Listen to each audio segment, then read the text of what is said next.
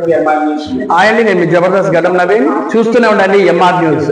Like చేయండి, share చేయండి, subscribe చేయండి. ఎంఆర్ న్యూస్ కావాలి. అందరికీ నమస్కారం. ఒక ఆణిముత్యం లాంటి వ్యక్తి జ్యోతిరావు పూలే గారు, మహాత్మా జ్యోతిరావు పూలే గారు 1827 మహారాష్ట్రలోని సతారా జిల్లాలో జన్మించారు. వారు 1890లో నిర్యాణం పొందారు. వారి జీవితకాలం 63 సంవత్సరాలలో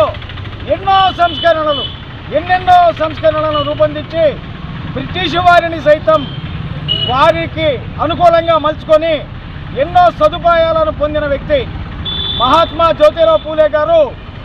ఆ రోజుల్లోనే 1848 వారి 21 సంవత్సరాల తర్వాత కూడా ఒక స్త్రీలకు హక్కు ఉండాలి, స్త్రీలు పురుషులు భేదం లేకుండా స్త్రీలకు అన్నిట్లో విద్యలో మొట్టమొదటిగా ప్రమాణంగా తీసుకొని వారు ఒక స్కూలుని జనవరిలో స్థాపించడం జరిగింది.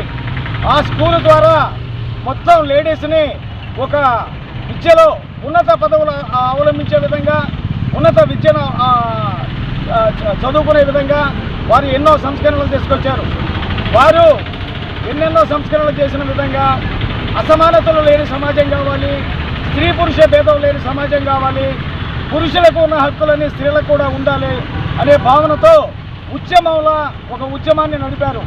వారిని ఆదర్శంగా తీసుకొని ఎంతోమంది నాయకులు, తదుపరి డాక్టర్ బిఆర్ అంబేద్కర్ గారు కూడా మహాత్మా జ్యోతిరావు పూలే గారిని ఆదర్శంగా తీసుకొని వారి బాటలో కూడా పయనించిన వైనం మనం చూస్తున్నాం. ఈరోజు భారతదేశ ప్రధాని నరేంద్ర మోడీ గారికి, అమిత్ షా గారికి, జేపీ నడ్డా గారికి, ఇటువంటి భారత బీజేపీ ప్రముఖులందరికీ వారెంతో వారిని ఆదర్శంగా తీసుకొని ఈరోజు భారతదేశంలో నడుపుతున్న సంస్కరణలకు మూలం వారే. అటువంటి వ్యక్తి 63 సంవత్సరాల చిన్న వయసులో చనిపోయినప్పటికీ భారతదేశంలో